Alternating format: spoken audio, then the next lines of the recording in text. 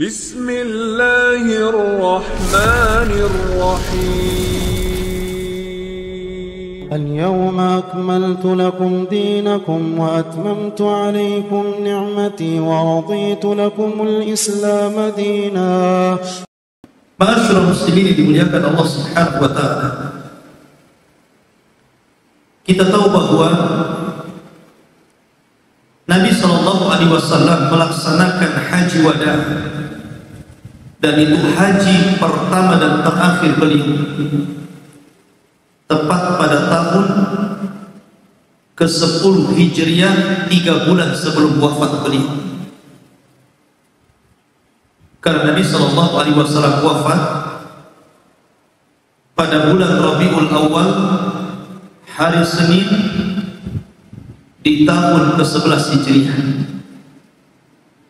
Dan Nabi sallallahu alaihi wasallam haji di bulan Dzulhijjah, di tanggal 8 Dzulhijjah dan diakhiri sampai 13 Dzulhijjah. Maka dari Dzulhijjah ke Rabiul Awal itu hanya ada 3 bulan.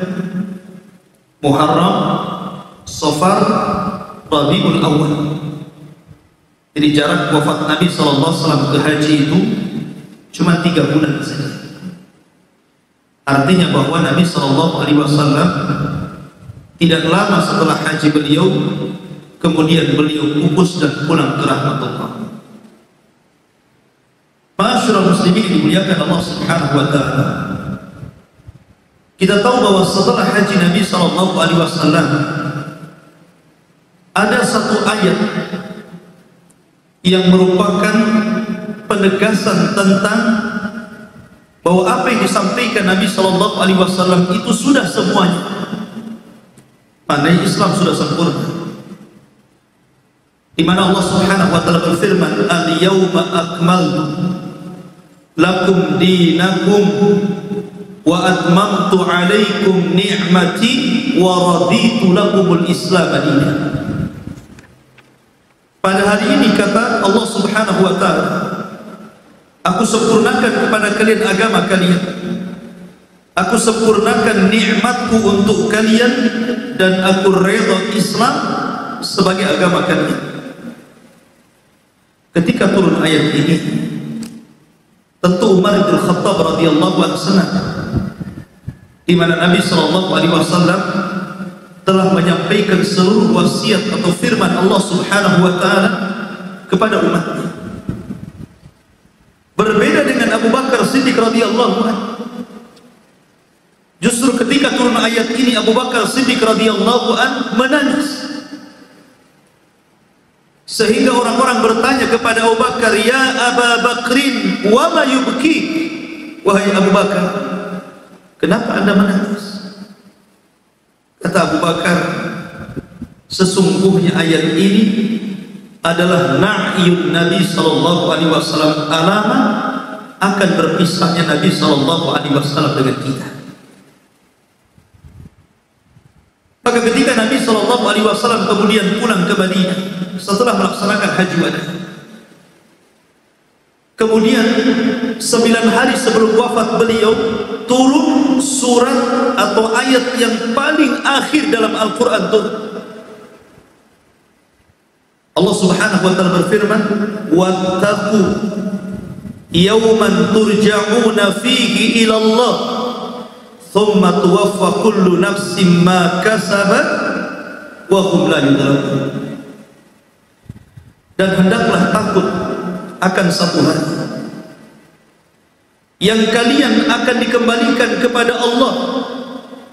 Kalian akan diwafatkan, di mana setiap jiwa akan diwafatkan berdasarkan apa yang mereka lakukan di dunia, dan mereka sekali-kali tidak akan dizalimi Allah Subhanahu wa taala. Ayat yang terakhir turun ini turun 9 hari sebelum wafat Nabi sallallahu alaihi wasallam. Kemudian 5 hari sebelum wafat Nabi sallallahu alaihi wasallam, Nabi sempat mengingatkan tauhid. Dari sini kata para ulama, tauhid itu awal kewajiban seorang muslim dan akhir kewajiban seorang muslim. Orang kalau awal saja tauhid, tetapi akhir tidak bertauhid, maka dia dikatakan su'ul khatimah. Tapi kalau orang itu awalnya tidak bertauhid tetapi akhirnya bertauhid, maka dia akan meninggal dalam posisi husnul khatimah. Karena Nabi SAW bersabda, siapa yang di akhir ucapannya la ilaha illallah ikhlas dalam hatinya, maka dia masuk surga. Maka 5 hari sebelum wafat Rasul mengingatkan tentang urusan tauhid. Ketika itu Nabi SAW berada di pembaringan karena sakit yang kemudian terus memar akibat daripada racun yang dimakan Nabi SAW dalam perang Khaybah. Makanan yang diberikan oleh Zainab bintul Harith, seorang wanita Yahudi, yang dicampurkan dengan daging kambing.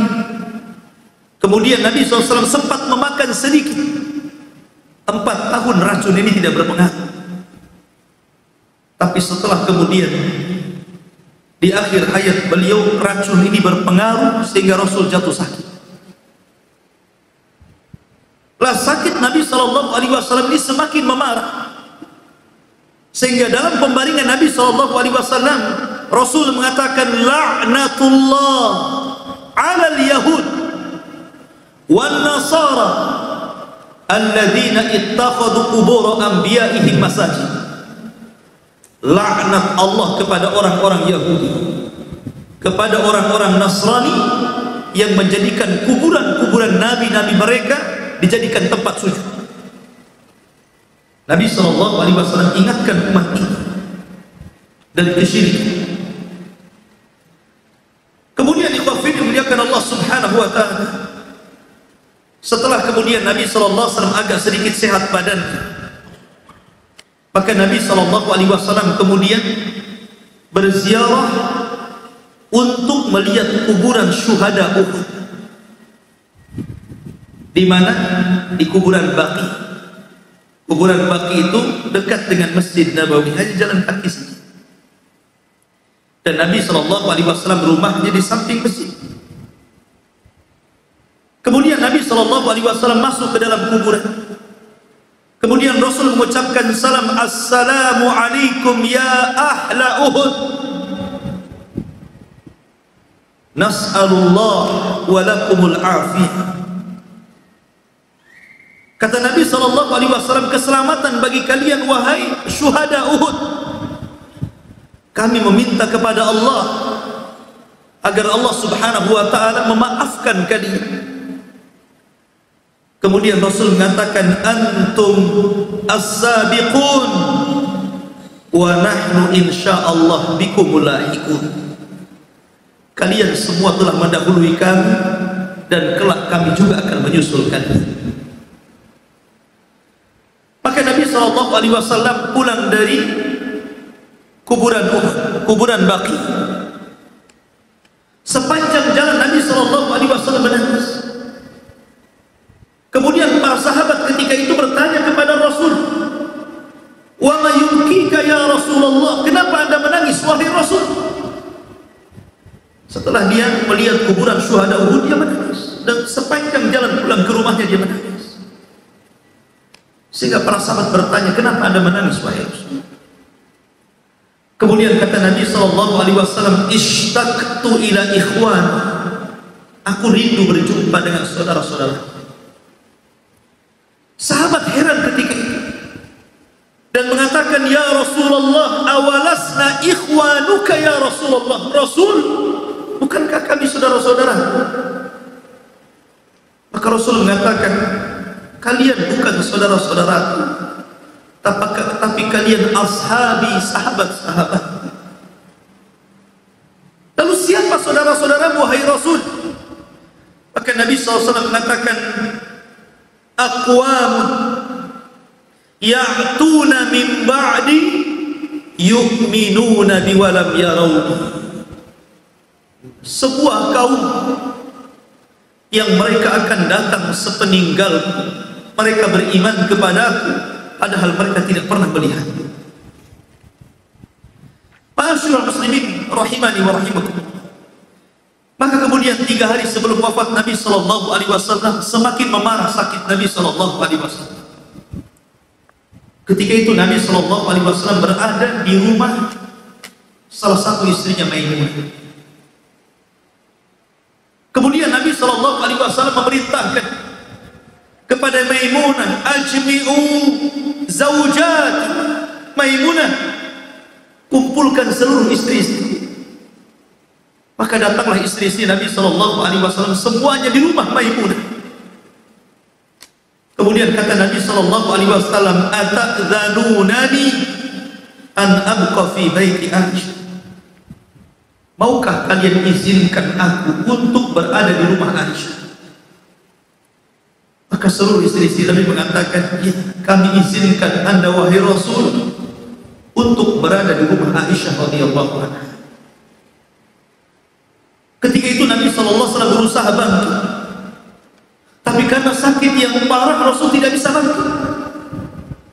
Akhirnya datanglah Ali bin Abi Thalib radhiyallahu anhu dan juga Fadl ibn Abbas radhiyallahu anhu. Kemudian memapah Nabi SAW, mengantarkan dari rumah Maimunah ke rumah Aisyah radhiyallahu anha. Sesampainya di rumah Aisyah radhiyallahu anha, sepanjang jalan para sahabat melihat Rasul dalam kondisi seperti itu. Belum pernah para sahabat melihat,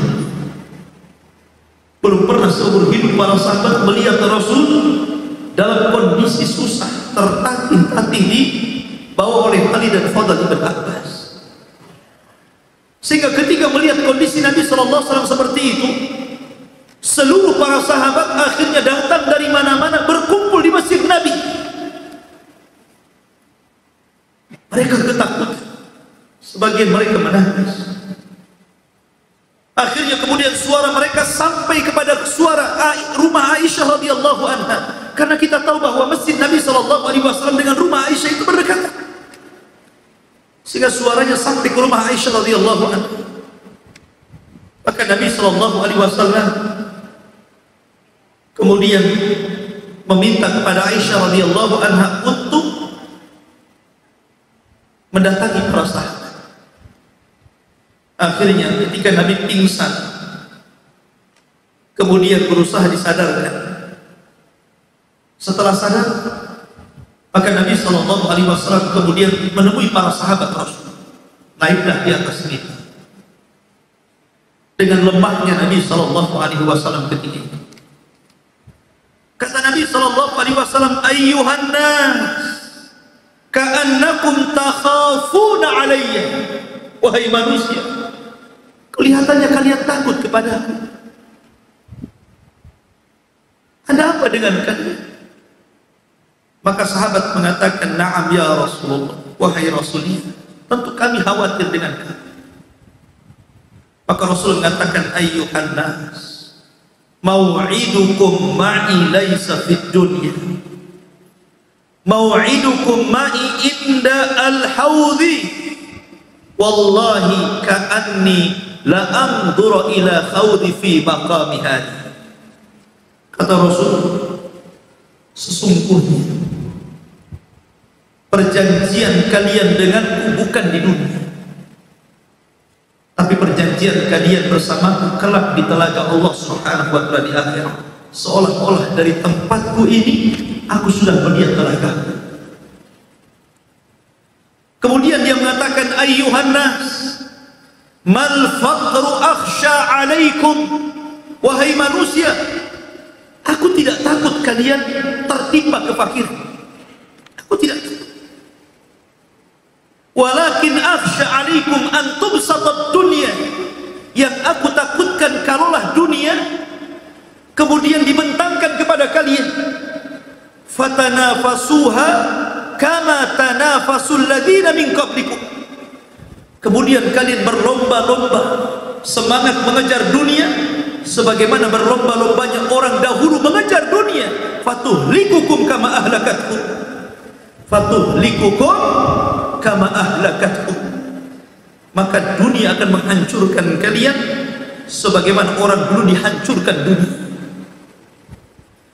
Kemudian Nabi SAW mengatakan, ayyuhan nas, Ayuhan nas ittaqullaha fin nisa.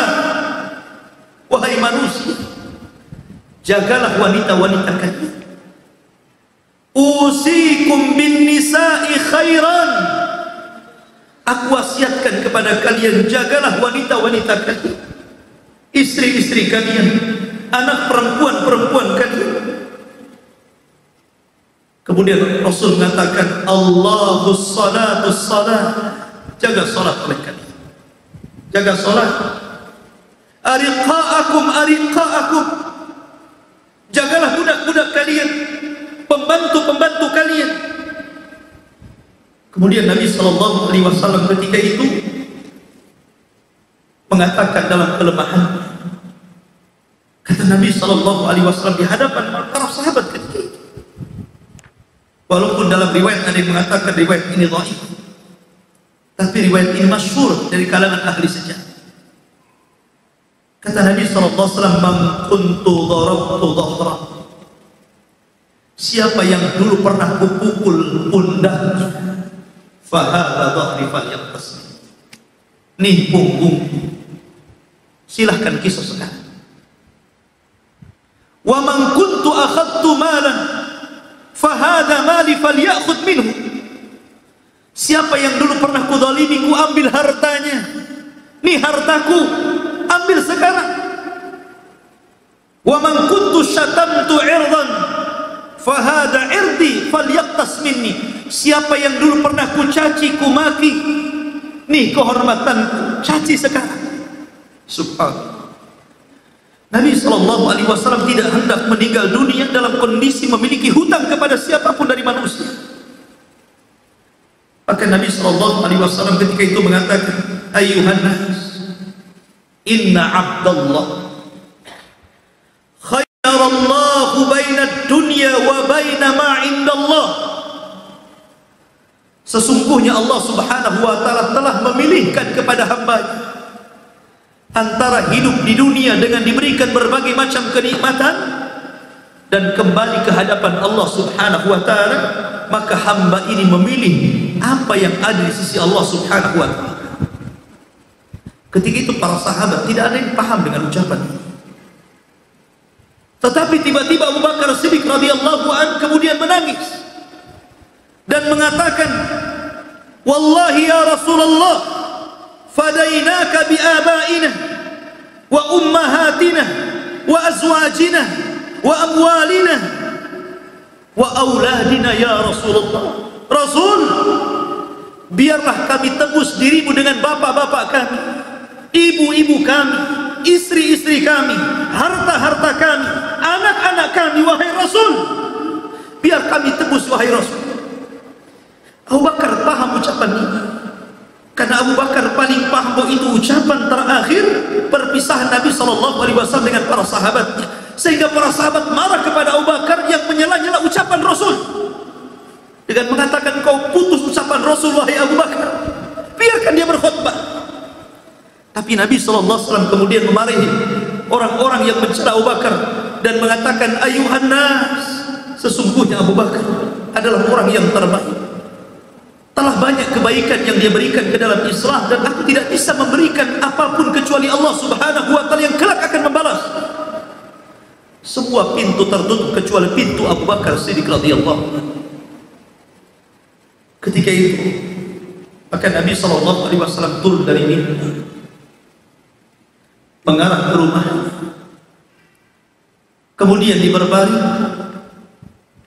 Maka Nabi SAW ketika itu kedatangan Abdurrahman bin Abi Bakar sedang membawa siwak. Nabi SAW lemas badan, tidak sanggup untuk mengangkat badan. Dia hanya memandang Abdurrahman sedang bersiwak. Tapi Aisyah radhiyallahu anha paham. Kemudian seolah-olah Nabi hendak bersiwak, dia ambilkan siwak Abdurrahman, kemudian meletakkan di mulut Rasul. Tapi Rasul tidak sanggup menggoyangkan lidahnya. Maka Aisyah radhiyallahu anha ambil kemudian siwak itu dan berusaha melembutkan dengan bibirnya. Setelah lembut, kemudian Aisyah radhiyallahu anha menyiwakkan di gigi Nabi SAW. Demi Allah, kata Aisyah, Aku tidak pernah melihat Rasul bersifat seindah itu. Ketika itu Fatimah masuk. Fatimah bintu Nabi sallallahu alaihi wasallam. Kata Nabi sallallahu alaihi wasallam, "Udnu minni ya Fatimah." Kemari dekat. Kemudian Nabi SAW membisikkan, fahaddatsaha syai'an. Dia bisikkan sesuatu di telinga Fatimah. Fabakat Fatimah. Tiba-tiba Fatimah menangis. Setelah itu Nabi SAW mengatakan, "Udnu minni Fatimah." Kemari lagi wahai Fatimah, dekatkan kembali telinga. Fahaddatsaha syai'an. Kemudian Nabi SAW mengucapkan sesuatu lagi. Fadhahika. Tiba-tiba Fatimah tertawa. Setelah wafatnya Nabi SAW, Aisyah bertanya kepada Fatimah, "Wahai Fatimah, ketika Nabi SAW membisikkan pertama engkau menangis, ketika Nabi SAW membisikkan kedua engkau tertawa, macam mana engkau bisa mempertemukan dalam satu waktu menangis dan tertawa? Apa yang dibisikkan Rasul kepadamu sebenarnya?" Maka Fatimah mengatakan, "Wahai Aisyah, pada bisikan pertama Nabi SAW berpamitan kepada aku bahwa dia akan meninggal malam itu. Maka aku pun menangis.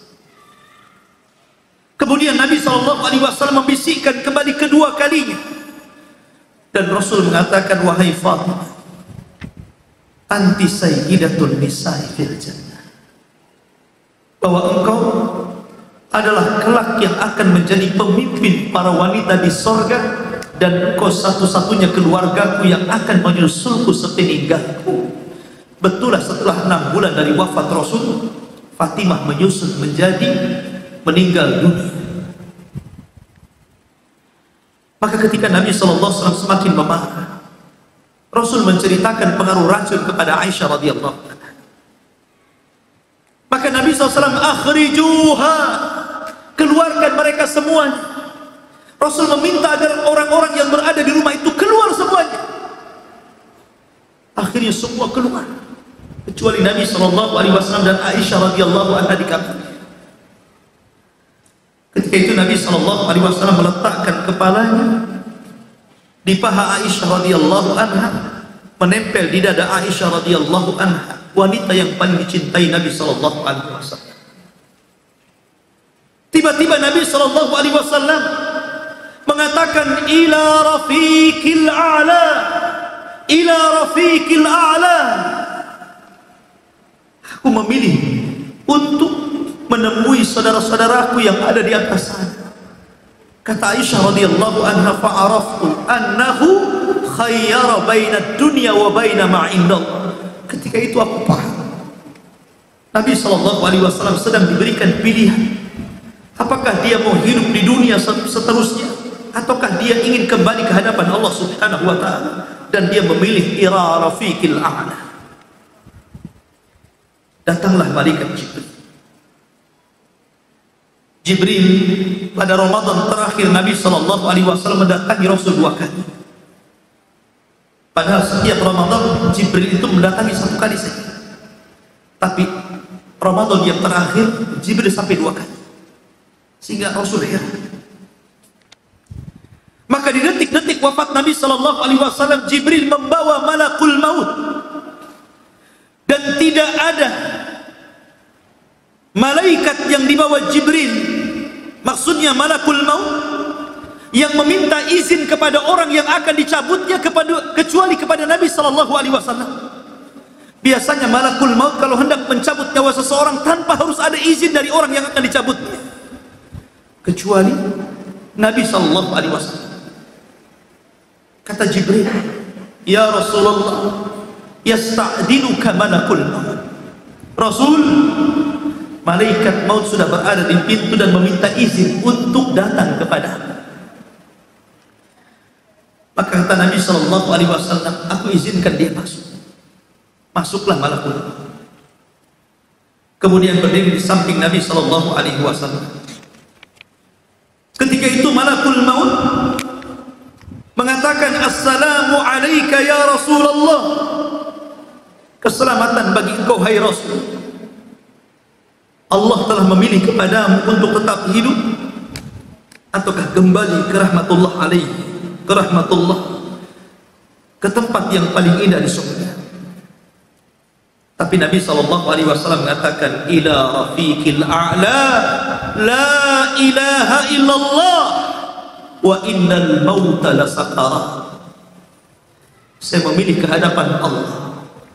Tidak ada sesembahan yang berhak disembah kecuali Allah. Sesungguhnya kematian itu ada rasa sakit. Maka malaikat Jibril, malaikat maut, mengatakan, ya ayyuhar ruhu tayyibah, ruhu Muhammad ibn Abdullah, ukhruji ila ridwanillahi ta'ala. Wahai ruh yang baik, ruh Muhammad bin Abdullah, keluar kepada keridhaan Allah Subhanahu wa ta'ala. Maka ketika itu Nabi SAW meninggal dunia tepat di hari Senin pada bulan Rabiul Awal pada tahun ke-11 Hijriah. Nabi SAW wafat di hari Senin dan dikebumikan di hari Rabu. 3 hari jasad Nabi SAW berada di atas bumi. Aisyah radhiyallahu anha memandang Rasul. Ketika itu Aisyah radhiyallahu anha tahu bahwa Nabi SAW meninggal. Dia hanya menangis dan mengatakan, Muhammadun ma, Muhammad SAW sudah meninggal dunia. Maka diletakkanlah kepala Nabi SAW. Bergegaslah Aisyah kemudian membuka pintu ke arah masjid Nabi dan mengatakan, Muhammad kan ma, Muhammad sudah meninggal dunia. Maka seluruh manusia tiba-tiba serentak menangis dengan gemuruh tangisan yang hebat, yang luar biasa. Seluruh penduduk Madinah menangis. Ali radhiyallahu anhu terduduk dan tidak bisa bergerak dan tidak mungkin bangkit. Kelemahan beliau mendengar Rasul meninggal dunia. Utsman bin Affan radhiyallahu seolah-olah seperti anak-anak, hilang akalnya. Dia melihat ke kanan ke kiri seolah-olah tidak tahu apa yang dicari. Umar bin Khattab mencabut pedangnya, kemudian mengatakan, siapa yang mengatakan Muhammad mati, ku penggal lehernya. Muhammad sama dengan Musa sedang pulang kepada Allah dan akan pulang kembali setelah 40 hari untuk mematahkan tangan dan kaki orang-orang munafik. Seluruh para sahabat kebingungan ketika itu, kecuali Abu Bakar Siddiq radhiyallahu anhu. Subhanallah, hanya Abu Bakar Siddiq radhiyallahu anhu Allah berikan ilham ketenangan. Datanglah Abu Bakar Siddiq radhiyallahu anhu menegur Umar bin Khattab yang ketika itu sesumbar dan sesumbar. Kata Abu Bakar, usbut ya Umar, diam Umar, ijlis. Tapi Umar terus bicara. Maka Abu Bakar tidak mempedulikan Umar. Dia masuk ke kamar Aisyah radhiyallahu anha, dilihatnya Rasul sallallahu alaihi wasallam sudah terbujur, sudah meninggal dunia. Kemudian disingkapnya wajah Nabi SAW, kemudian dicium keningnya, kemudian mendoakan Rasul dan memuji-muji. Abu Bakar pun keluar. Naiklah Abu Bakar ke atas mimbar Rasul. Kemudian Abu Bakar mengatakan, ayyuhan nas, man kana minkum ya'budu Muhammadan fa inna Muhammadan qad, wa man kana minkum ya'budullaha fa innallaha hayyun la yamut. Hei manusia, siapa di antara kalian yang masih menyembah Muhammad, ketahuilah Muhammad sudah meninggal dunia. Tapi kalau kalian menyembah Allah Subhanahu wa ta'ala, ketahuilah Allah zat yang tidak akan pernah mati dan akan senantiasa hidup. Kemudian Abu Bakar Siddiq radhiyallahu membacakan satu ayat. Kata Abdullah bin Abbas radhiyallahu anhuma, ketika mendengar para sahabat ayat yang dibacakan Abu Bakar, seolah-olah sahabat baru sadar, dan seolah-olah ayat itu seolah-olah baru turun ketika itu, pada ayat ini sudah jauh di zaman Rasul masih hidup ayat ini turun. Kemudian Abu Bakar mengatakan, wa ma Muhammadun illa rasulun qad khalat min qablihi ar-rusul afa imma ta'aw qutilan qalabtum ala aqabikum wa man yanqalib ala aqibaihi fala yadurrullaha syai'a wa sayajzillahu syakirin. Tidaklah Muhammad itu melainkan sama dengan rasul-rasul yang lain. Apakah kalau dia mati atau dibunuh kalian akan kembali murtad lagi ke belakang kalian? Demi Allah, siapa yang murtad lagi ke belakang kalian tidak mencelakakan Allah sedikit pun, karena Allah hanya akan membalas kepada orang-orang yang bersyukur kepadanya. Ma'asyiral muslimin rahimani wa rahimakum. Maka Nabi SAW jauh sudah meninggalkan kita semua, tapi Rasul selalu merindukan kita. Apa kata Nabi? Aku rindu dengan saudara-saudara. Kata para sahabat, awalasna ikhwanuka ya Rasulullah. Rasul, bukankah kita saudara, wahai Rasul? Kata Rasul, bukan, kalian sahabat. Saudara-saudaraku itu satu kaum kita yang datang sepeninggal. Mereka beriman kepadaku dan tidak pernah melihat Nabi SAW. Allahumma salli ala Muhammad. Ma'asyiral muslimin yang dimuliakan Allah Subhanahu wa ta'ala. Sebelum meninggal Nabi SAW, Nabi SAW pernah berkhutbah dengan khutbah yang luar biasa. Seumur hidup Rasul tidak pernah berkhutbah sehebat itu. Khutbah yang mengingatkan segala hal. Khutbah yang paling besar, Arafat dunia, yang dikenal sepanjang dunia. Tidak ada khutbah yang paling besar kecuali khutbah ini.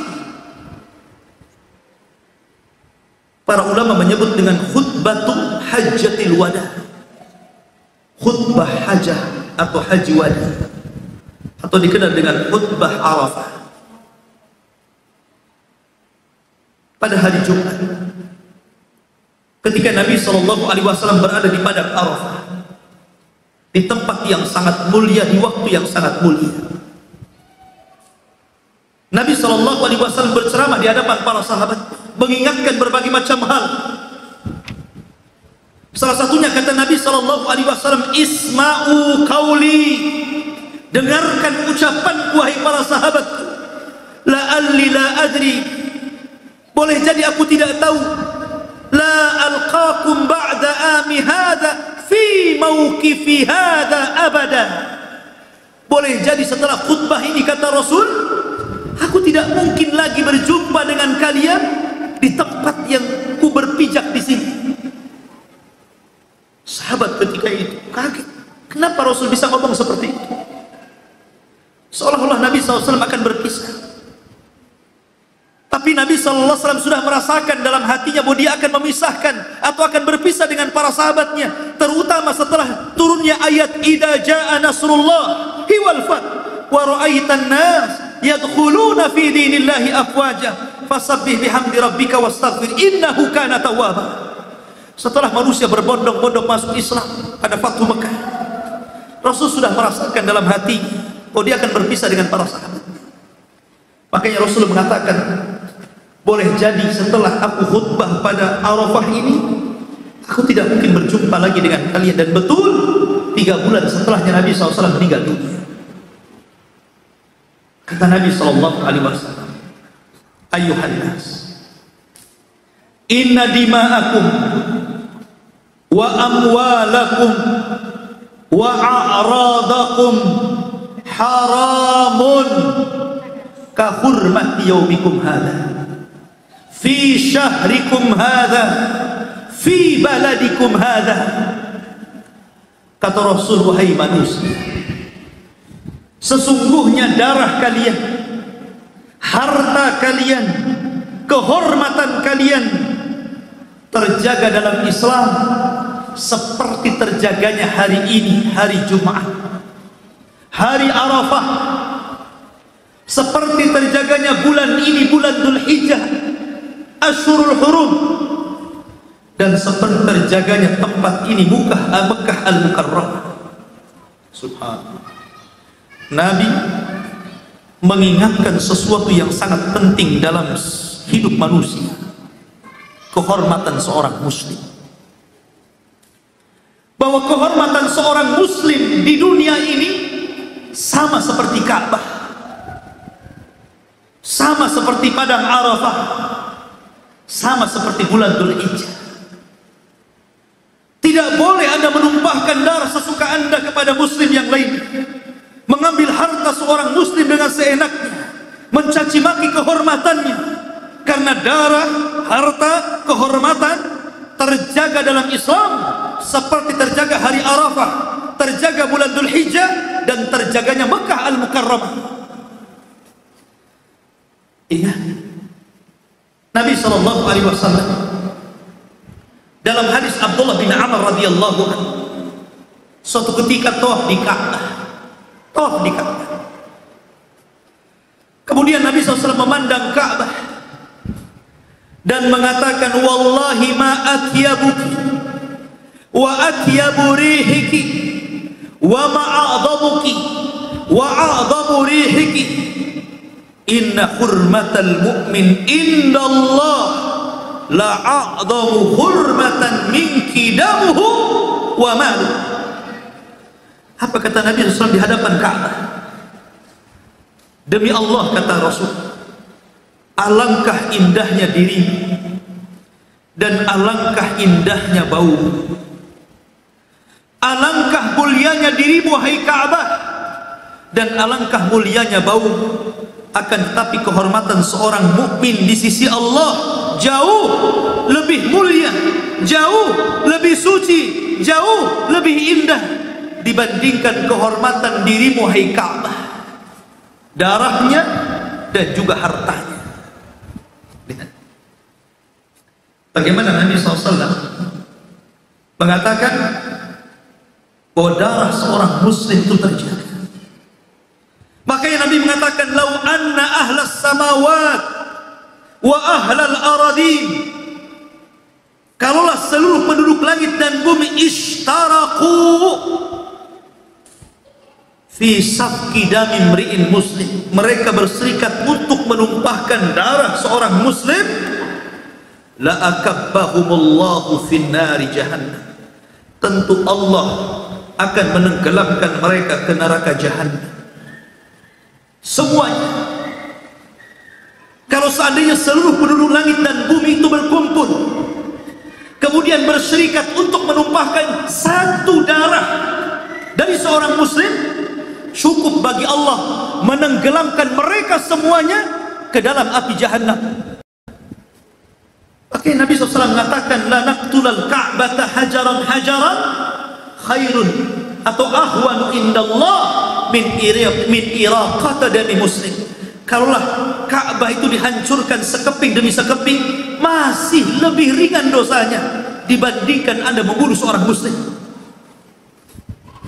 Apapun alasannya, membunuh seorang muslim dalam Islam itu tercela, kecuali karena ada hak yang dibenarkan dalam Islam, seperti qisas, atau dia melakukan pelanggaran yang memang tegak baginya hukum bunuh. Tapi kalau seandainya bukan sebuah pelanggaran yang syar'i, tiba-tiba kemudian jiwa seorang muslim dilayangkan, apapun alasannya, tetap perbuatan Anda masuk pada firman Allah Subhanahu wa taala, wa man qatala nafsan faka'annama qatala nafsa jami'an. Siapa yang membunuh satu jiwa, seolah-olah Anda membunuh seluruh jiwa. Muncul orang-orang yang membunuh kaum muslimin dengan atas nama jihad, dengan mengatasnamakan li'la'i kalimatillah, meninggikan kalimat Allah, membunuh kaum muslimin dengan sebutan la ilaha illallah. Angkat semua kalimat-kalimat, alasan apapun yang kalian kemukakan. Kalau Anda membunuh saudara kalian tanpa ada hak yang dibenarkan dalam Islam, maka Anda telah melakukan kabairud dzunub, dosa dari dosa-dosa besar yang pernah dilakukan oleh nenek moyang mereka Qabil ketika membunuh saudaranya Habil. Maka Islam sangat melindungi Rasul, sampai dalam khutbahnya mengingatkan soal darah kaum muslim. Tapi di zaman sekarang, subhanallah, betul kata Nabi, di antara tanda-tanda hari kiamat kasratul haraj, banyaknya pembunuhan, sehingga orang yang membunuh bingung kenapa dia bisa membunuh, orang yang dibunuh tambah bingung kenapa dia bisa dibunuh. Bahkan bahkan bayi-bayi yang tidak bersalah dibunuh oleh orang tuanya, sementara Allah mengatakan wal mau'udatu su'ilat bi ayyi dzambin qutilat. Dan bayi-bayi yang dibunuh tanpa ada hak yang dibenarkan itu pada hari kiamat akan datang kepada Allah, kemudian mengatakan, atas dasar apa kau bunuh diriku? Subhanallah. Hari ini banyak orang yang membunuh saudaranya, bahkan ada anak yang tega membunuh orang tuanya. Na'udzubillah. Orang tua membunuh anak, apa alasannya? Apa yang Anda akan katakan di hadapan Allah? Belum lagi hari ini kita lihat di negeri-negeri kaum muslimin, perang saudara. Lihat di Yaman, lihat di Suriah, dan di negara-negara Timur Tengah sana. Nyawa seolah-olah tidak ada harganya bagi manusia. Mereka suka-suka mencabut nyawa begitu saja. Padahal jiwa satu muslim ataupun manusia sekalipun sangat dihargai. Makanya mengingatkan soal darah pada khutbah ini, karena memang urusan darah ini sangat penting dalam Islam untuk dijaga. Jangan lagi urusan darah, membunuh binatang saja kita bisa masuk neraka. Kata Nabi SAW, udzibatum ra'atu finnar fi hirratin habasatha. Ada seorang wanita masuk neraka gara-gara menyiksa seekor kucing dan membunuhnya. Ini yang pertama. Rasul mengingatkan soal darah, soal harta, soal kehormatan. Jangan dirobek darah, harta, dan kehormatan seorang muslim. Yang kedua, Nabi SAW mengingatkan tentang sepak terjang syaitan.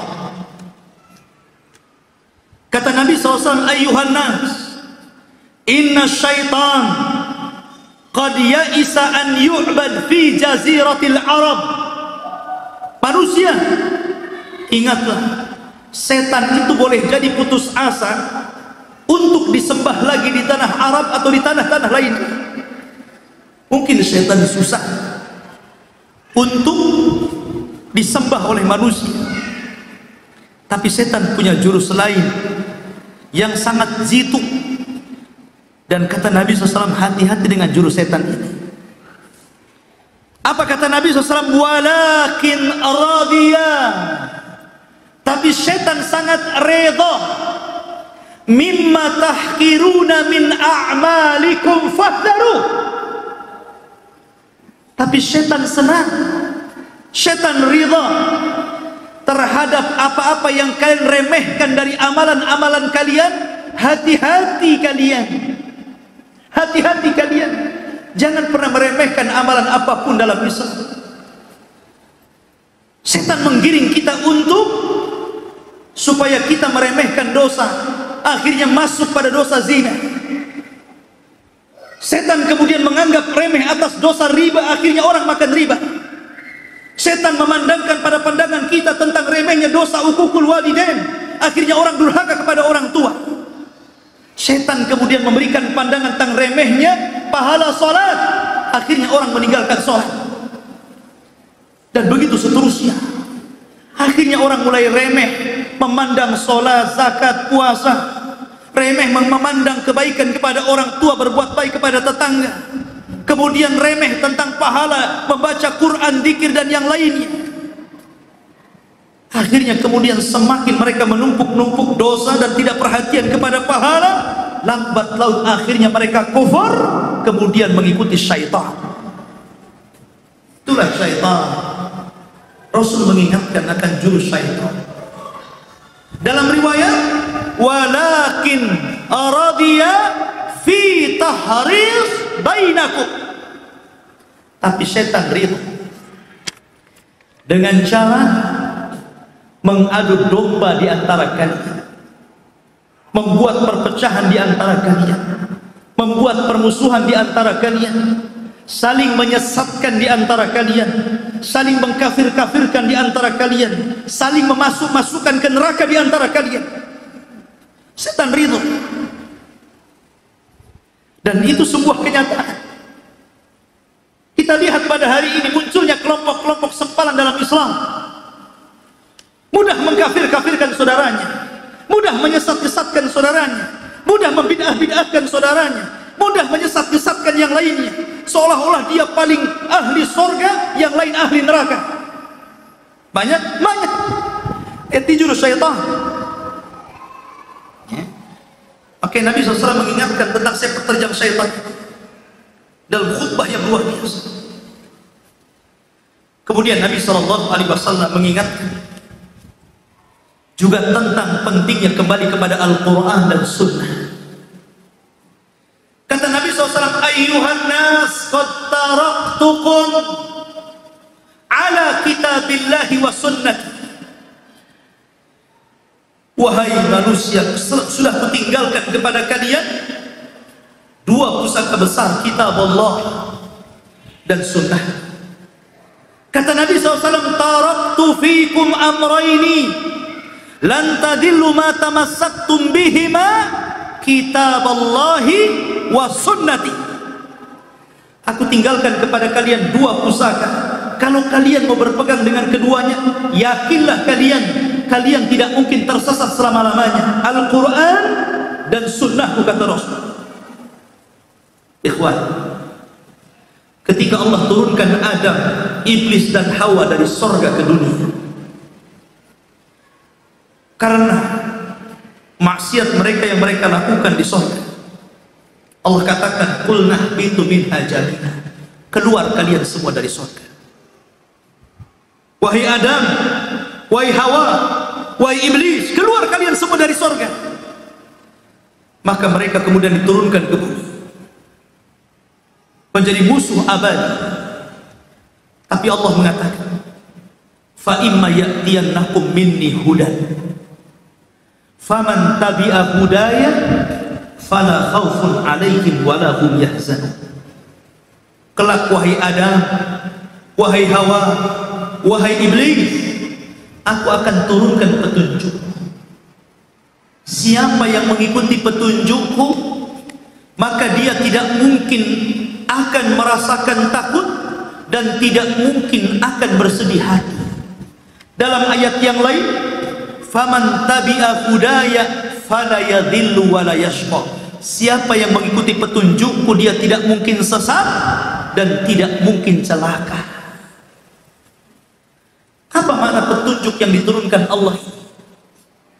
Kata para ulama tafsir, yang dimaksud petunjuk di situ adalah para rasul dan kitab-kitab yang dibawa mereka.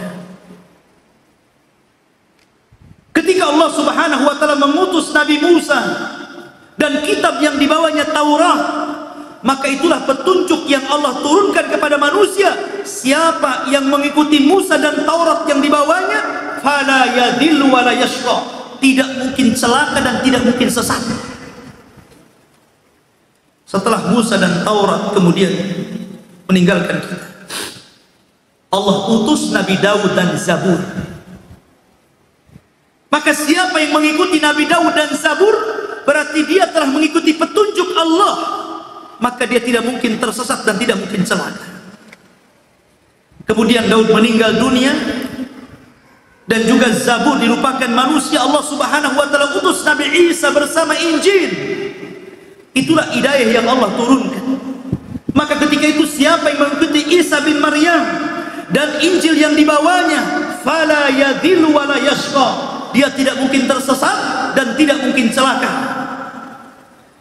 Kemudian setelah Isa meninggal dunia dan Injil pun dilupakan manusia, kemudian Allah utus Rasul Muhammad bin Abdullah salawatullah wa salamuhu alaihi, sayyidul anbiya'i wal mursalin, habibullah khalilur rahman, Muhammad bin Abdullah sallallahu alaihi wasallam, bersama Al-Quran yang dibawanya. Maka ketika kita mengikuti Rasul dan Al-Quran yang dibawanya, itulah petunjuk yang Allah turunkan. Faman tabi'a hudaya fala yadhillu wa la yashqa. Siapa yang mengikuti petunjukku, dia tidak mungkin tersesat dan tidak mungkin celaka. Taraktu fikum amrayn, kutinggalkan kepada kalian dua pusaka. ini i'tasamtum bihima falan tadillu abada. Kalau kalian berpegang dengan keduanya, tidak mungkin sesat selama-lamanya. Quran dan sunnah, itulah petunjuk Allah. Subhanallah, luar biasa. Kemudian Nabi SAW mengingatkan kembali persoalan tradisi jahiliyah. Apa kata Nabi SAW? Ayuhan nas, wahai manusia, inna amran min umuril jahiliyati mawdu'un tahta qadami. Hei manusia, sesungguhnya perkara apapun dari perkara-perkara jahiliyah, dengan kedatanganku semuanya kuletakkan di bawah kaki. Dengan kedatangan aku dan Islam, maka tradisi jahiliyah yang tercela tidak ada lagi dalam Islam. Tidak ada lagi orang yang menguburkan bayi wanita hidup-hidup. Tidak ada lagi yang meremehkan kaum wanita. Tidak ada lagi saling menguasai antara si kuat dengan si lemah, antara si kaya dan si miskin. Semuanya rata. Tidak ada lagi tradisi riba. Tidak ada lagi tradisi dendam kesumat. Semua tradisi jahiliyah kuletakkan di bawah kakiku.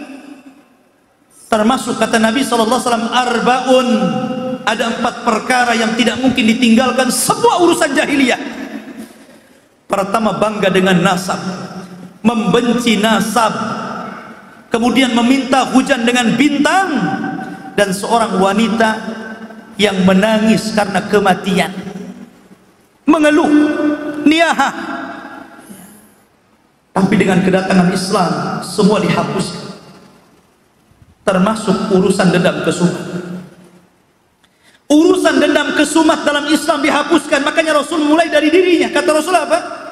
Wa inna damal jahiliyati mawdu' tahta qadami. Ingat, seluruh yang berkaitan dendam kesumat kuhapuskan di bawah kakiku. Dan yang pertama kali kuhapuskan tentang urusan dendam ini adalah dendam Rabi ibn Harith. Rabi ibn Harith, anak dari paman Rasul, dibunuh secara zalim oleh kabilah Hudzail. Dahulu ikhwan, di zaman sebelum diutusnya Rasul, kalau ada 2 kabilah berperang, bertempur, kemudian satu di antara kabilah itu mati, maka mereka akan membalas jiwa balas jiwa. Maka mereka akan menuntut darah siapapun dari kabilah yang sudah membunuhnya. Harus ada yang mati walaupun dia bukan pembunuhnya. Maka Nabi SAW mengatakan tidak ada lagi yang seperti ini. Yang ada hanya qisas, yang dibunuh, yang membunuh saja. Makanya Rasul mengatakan tidak ada dendam kesumat. Aku hapuskan dendam kesumatnya kematian Rabi bin Haris, dia anak paman. Termasuk Nabi SAW, termasuk riba, riba jahiliyah, mawdu'un tahta qadami. Riba jahiliyah juga kuhapuskan di bawah telapak kakiku. Dan yang pertama kuhapuskan riba pamanku sendiri, Abbas bin Abdul Muttalib.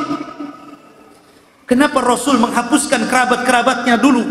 Biar orang tahu dan mengikuti bahwa dalam berdakwah itu harus memulai dari keluarga dulu sebelum orang lain. Makanya Rasul membersihkan keluarganya dulu, baru orang lain. Kemudian Nabi SAW mengingatkan tentang urusan perempuan, urusan hak. Kata Nabi SAW, wastausu bin nisa'i khairan fa innama hunna awanun indakum laisa tamlikuna min hunna syai'an ghaira dhalik illa ayyatina bifahishatin mubayyinah fa in fa'alna fahjuruhunna fil madaji wadribuhunna darban ghaira mubarrih fa in ata'nakum fala tabghu alaihinna sabila. Aku wasiatkan kalian jaga istri-istri kalian, jaga istri-istri kalian, jaga dengan baik. Mereka adalah wanita lemah bagi kalian. Makanya Allah mengatakan hunna libasul lakum wa antum libasul lakum. Kalian ini baju bagi mereka, mereka juga baju untuk kita. Kalian menikahi istri-istri kalian, kalian bukan mengambil di jalan-jalan. Anda mengambil istri kalian bukan mengambil di tempat-tempat kotor. Tapi kita melamar kepada orang tuanya. Orang tuanya sudah membesarkan anak itu sejak kecil, disekolahkan, diberikan pendidikan akhlak dan adab, dikuliahkan sampai dia dewasa, diberikan tempat yang layak, diberikan makanan yang layak, diberikan perlakuan yang layak. Tiba-tiba antum datang ke bapaknya dan mengatakan, saya lamar anak bapak. Kemudian setelah anda lamar dan anda nikahi dengan kalimatullah, dengan akad yang syar'i, tiba-tiba anda kemudian memasukkan dia ke tempat yang tidak layak, ke kasur yang tidak layak, diberikan makanan yang tidak layak, diberikan pendidikan yang tidak layak, ke tempat yang tidak layak. Adilkah seperti itu? Tidak. Maka Islam sangat menghargai hak di sini. Sebagaimana dia mendapatkan kebaikan di tengah-tengah keluarganya, kalau anda mengambilnya, berikan juga kebaikan kepadanya. Fastausu bin nisa'i khairan. Lihat indahnya Islam. Ini wasiat luar biasa ini. Bukan wasiat main-main. Makanya kemudian Nabi SAW mengingatkan kepada kita semuanya, kecuali kalau istri kalian itu memang mereka mendatangkan akhlak yang buruk, melakukan penyelewengan dalam keluarga, baru kemudian kita angkat bicara. Kata Nabi SAW, nasihati dia. Kalau tidak bisa, pisahkan ranjang dengan dia. Kalau tidak bisa, pukul dia dengan pukulan yang tidak berbekas. Kalau juga tidak bisa, ceraikan dia baik-baik sebagaimana anda mengambilnya dengan cara yang baik. Bagaimana Islam menghargai seorang wanita. Dan tidak mungkin dalam khutbah yang singkat, khutbah yang sangat besar, yang tidak mungkin Rasul mengambil tema kecuali tema-tema khusus, karena tidak mungkin disampaikan dalam waktu yang singkat. Sementara itu khutbah terakhir, khutbah yang paling istimewa, ketika Rasul memasukkan urusan perempuan dalam khutbahnya, menunjukkan di perkara penting yang disampaikan Nabi SAW. Subhanallah. Dan banyak khutbah-khutbah atau materi-materi khutbah yang disampaikan dalam khutbah ini. Dan yang terakhir, karena waktu sudah jam 9, Nabi mengingatkan tentang persaudaraan dan persatuan. Apa kata Rasul? Ayuhan nas, inna rabbakum wahid. Tuhan kalian itu satu. Wa inna abakum wahid. Bapak kalian juga satu.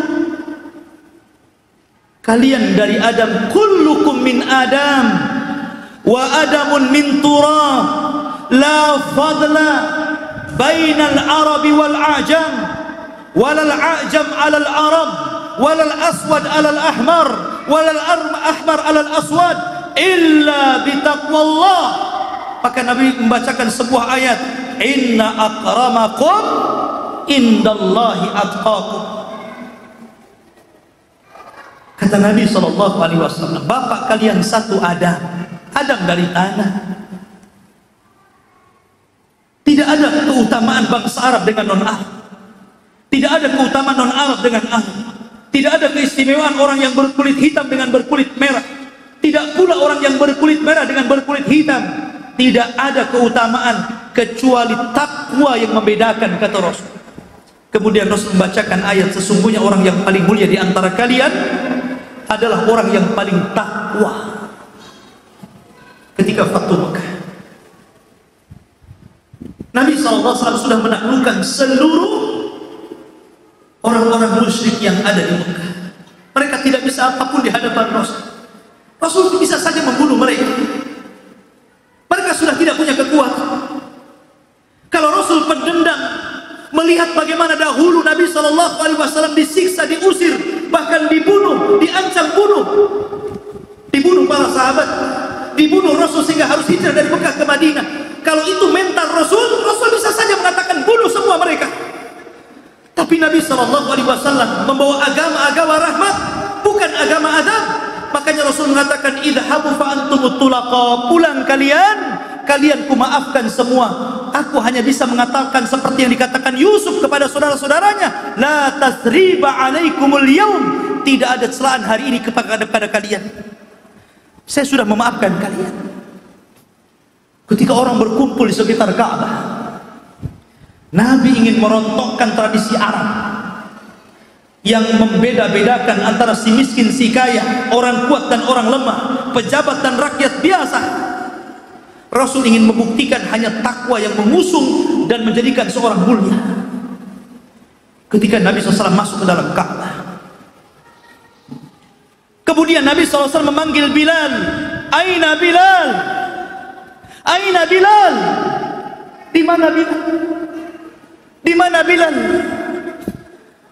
Kemudian Nabi SAW mengatakan, sungguh aku telah teringat di tempat ini bagaimana dulu Bilal disiksa, dan mengatakan ahadul ahad, ahadul ahad. Maka hari ini aku ingin buktikan bagaimana mulianya seorang Bilal. Datanglah Bilal, kemudian diajak masuk ke dalam Ka'bah. Subhanallah, nikmatnya Bilal. Tidak ada satupun sahabat yang masuk kecuali Bilal dan Rasulullah. Masuk ke dalam Ka'bah, kemudian sholat 2 rakaat. Setelah sholat, keluarlah keduanya. Kata Nabi SAW, is'ad ilal Ka'bah ya Bilal, naik kamu ke Ka'bah. Ka'bah tinggi, Bilal tidak sanggup naik. Akhirnya Rasul mengatakan kepada Abu Bakar dan Umar, kemari wahai Abu Bakar, kemari wahai Umar, tundukkan pinggang punggungmu untuk Bilal. Akhirnya kemudian Abu Bakar menundukkan, dan Bilal naik di atas pundak Umar dan Abu Bakar, dan itu disaksikan seluruh manusia. Siapa yang tidak kenal Abu Bakar? Siapa yang tidak kenal Umar? Ingin menunjukkan betapa Islam itu mengangkat derajat Bilal. Bukan karena kekayaan, Bilal bukan orang kaya, dia orang miskin. Bukan karena nasab, karena dia tidak punya nasab, dia seorang budak. Tapi yang memuliakan Bilal adalah taqwallahi azza wa jalla. Naik dia ke pundak Abu Bakar dan Umar, berhasil naik ke atas Ka'bah.